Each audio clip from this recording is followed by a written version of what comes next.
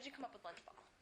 It was really a sense of boredom that brought it on. Actually, we were pressing some stuff with the computer, and we were just sitting there doing nothing, and so I had been bouncing this foam ball against the wall for a while, and then we saw a lunch tray, and we were just like, let's use this. So we started batting the ball off the wall with the lunch tray, and then Ian Kay and I started putting some rules to it, and moved it to the hall because people in the edit suites were getting mad at us, and then eventually we moved it outside, and then finally to the gym.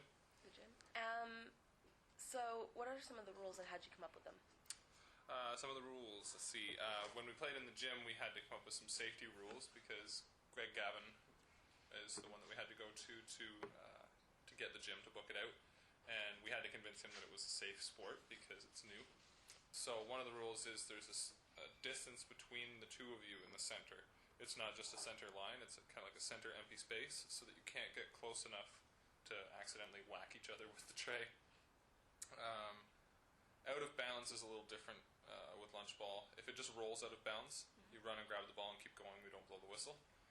If it lands out of bounds, like on the first drop, if it lands out of bounds, then the person who's at fault has to put their tray down, and the opponent gets to serve at them, or at their area, and they can't pick up their tray from the ground until the opponent's served. So Okay. it's like that.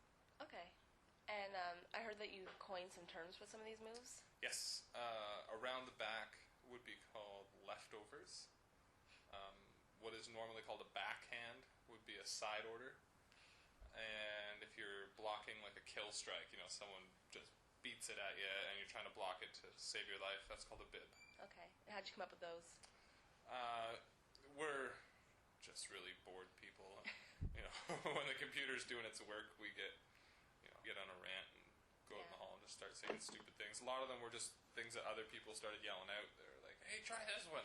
And so we stole them. So if we owe them any royalties from any money that we've never made, I'm sorry. So how do you think the event went in the gym? It was great. The crowd was, pretty tiny. It was maybe 30 people came out, but they were a rowdy 30 people. They all had their thunder sticks, and they were smashing them, and they had some plastic trumpets that they were blowing. And I know the kids really loved it. Some of the kids stayed for about 2 hours afterwards and just played lunchball in the gym, so we were happy with that. And overall, I think it was really good. Okay. And so where do you see the sport going? I'd say Summer Olympics in what's the next one? London, right? Yeah, I say Summer Olympics in London. High expectations. Yeah, if they can get, I think chess is in the Olympics, isn't it?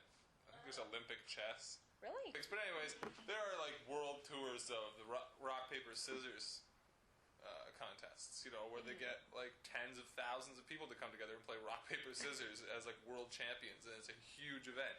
So if we can get them to come together for that, we can get at least varsity sport here at Loyalist, okay?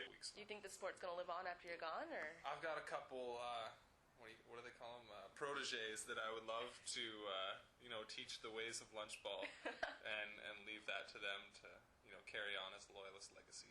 Okay. I think the Lunchball Lancers would be pretty awesome.